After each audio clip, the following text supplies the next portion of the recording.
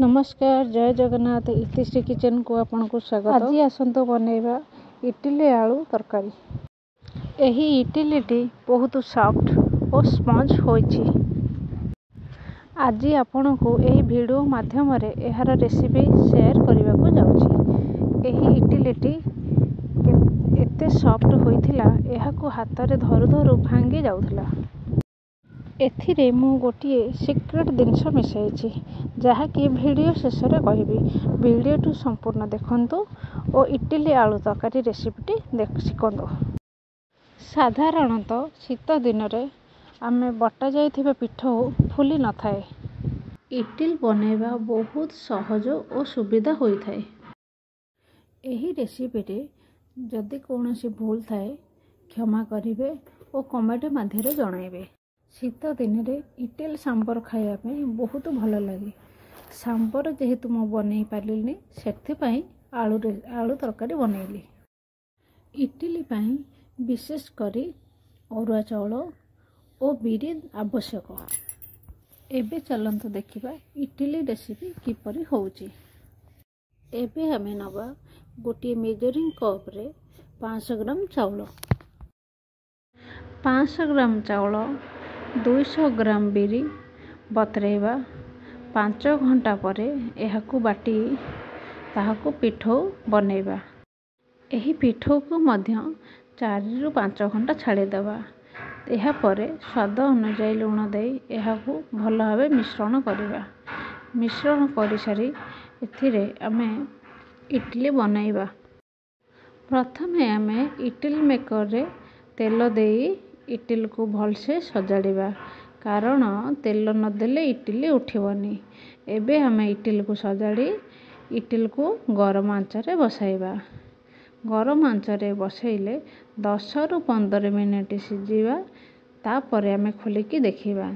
देखिला परे आम इडली एकदम रेडी होई सारिथिबो। एहाकू तळकू आनी आमे गोटे प्लेट रे सजाड़िबा।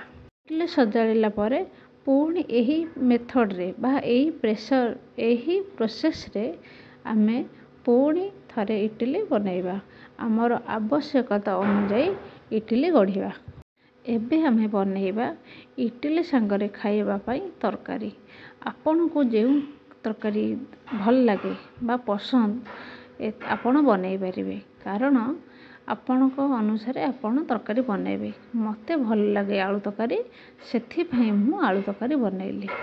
प्रथमे कोन करिबा, आलू को छोट छोट साइज रे काटि दबा।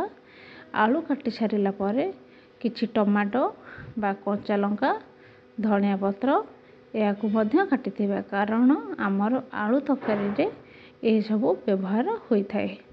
वर्तमान आमे गोटे कढ़ाई बसैबा। कढ़ाई गरम होला परे एथिरे हमें तेल पकैबा। तेल देई सेथिरे गोटा मसाला, सुकिला लंका, जीरा दे फुटैबा। फुटैबा द्वारा आमर टिके अधिक स्वाद लागि थाए। एथि सेही फुटारे आमे आलू को भाजी नबा। आलू को भाजी सारी गोटे पात्र को खोली नबा, कारण आम सेही कढ़ाई रे मसाला कसिबार अछि। अदा रसुण पेस्ट देई आमे मसाला कसिबा। मसाला होई गला परे कटा होइतिबा टमाटो को ता साथिरे पकाइबा। टमाटो होई गला परे आमे थिबा ग्रीन मटर, घरे जदि थिबो ग्रीन मटर आमे भी ता सहित ऐड करि परिबा। ग्रीन मटर कंचा लंका को भी ऐड करिबा। टमाटो होई गला परे भजा होइतिबा आलू मध्य पकाइबा। पकई ताकू आमे पुण टिके भाजीबा। भाजिकी अल्प पानी, गोटे कप पानी दे ढकैबा। ढकई सारी ता संगरे आमे पकैबा हल्दी गुंड, लंका गुंड, जीरा गुंड, धनिया गुंड, लूण। एही लूण, हल्दी, लंका गुंड सबू मसला रे मध्य देई परिबे, कारण मसला रे मु देई नथिले, सेथिमै परे देली। एहाकू मध्य किछि समय घोड़ाई रखिबा, कारण आलू न सिझिले आम तरकारी स्वाद लागिबो नाही। दे मझिरे देखिबा आलू सिझी गले एहाकू आमे टिके गरम मसला देई खोली दबा। धनिया पत्र मध्य पकई परिबे, ଆପଣଙ୍କ ଇଚ୍ଛା ଅନୁସାରେ ତରକାରୀ ବନେଇବେ। ମୋତେ ଯେହେତୁ ଆଳୁ ତରକାରୀ ପସନ୍ଦ ସେଥିଲାଗି ମୁଁ ଆଳୁ ତରକାରୀ ବନେଇଥିଲି।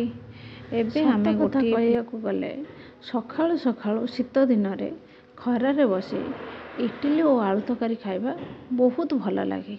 କାରଣ ଯେହେତୁ ଶୀତ ଦିନ ଆମେ ତେଲ ଭାଜି ଜିନିଷ ଖାଇବା ପାଇଁ ଇଚ୍ଛା ହେବ, ଅନ୍ୟାନ୍ୟ ଜିନିଷ ଖାଇତେ ଇଚ୍ଛା ହେବ। ସେଥିପାଇଁ ମୋର ଇଚ୍ଛା ହେଲା ଆଜି ଇଟିଲି ବନେଇବା ପାଇଁ। ସେଥିପାଇଁ ମୁଁ ଇଟିଲି ଓ ଆଳୁ ତରକାରୀ ବନେଇଲି। ଏହି ରେସିପିଟି ଯଦି ଆପଣଙ୍କୁ ଭଲ ଲାଗିଥାଏ ଲାଇକ୍, ସେୟାର ଓ ସବସ୍କ୍ରାଇବ୍ କରିବେ। କାରଣ ଆପଣ ଚାହିଁଲେ ଏହି ଚ୍ୟାନେଲଟି ଆଗକୁ ଆହୁରି ସୁନ୍ଦର ସୁନ୍ଦର ରେସିପି ଆପଣଙ୍କ ପାଖକୁ ଆଣିଦେବ। ଆପଣ ଚାହିଁଲେ ଇଟିଲି ସାଥିରେ ସାମ୍ବର ବି ବନେଇ ପାରିବେ। କାରଣ ଇଟିଲି ସାମ୍ବର ବି ଆହୁରି ସୁନ୍ଦର ଲାଗେ। ଯେହେତୁ ସାମ୍ବର ବନେଇବା ପାଇଁ ମୋ ପାଖରେ ସବୁକିଛି ସାମଗ୍ରୀ ନଥିଲା, ସେଥିଲାଗି ମୁଁ ଆଳୁ ତରକାରୀ ଚୁଜ୍ କଲି। ନହେଲେ ଇଟିଲି ଆଉ ସାମ୍ବର ବହୁତ ସୁନ୍ଦର ଟେଷ୍ଟ ଲାଗେ।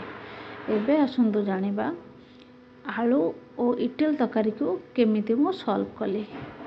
ଗୋଟିଏ ପ୍ଲେଟ୍ରେ ବର୍ତ୍ତମାନ ଆମେ କ'ଣ କରିବା, ଗୋଟିଏ ପ୍ଲେଟ୍କୁ ଇଟିଲି ସଜାଡ଼ିବା। ଇଟିଲି ସଜାଡ଼ିଲା ପରେ ସେଥିରେ ଆମେ ତରକାରୀକୁ ଦେବା। ବର୍ତ୍ତମାନ ଦେଖନ୍ତୁ ମୁଁ ଗୋଟିଏ ପ୍ଲେଟ୍ରେ କିପରି ସଜାଡ଼ିଛି। ସଜାଡ଼ି ସାରିଲା ପରେ ଦେଖନ୍ତୁ ଇଟିଲି ଓ ଆଳୁ ତରକାରୀ କେତେ ସୁନ୍ଦର ବି ଦେଖାଯାଉଛି, ସେତିକି ବି ଟେଷ୍ଟ ଲାଗୁଛି।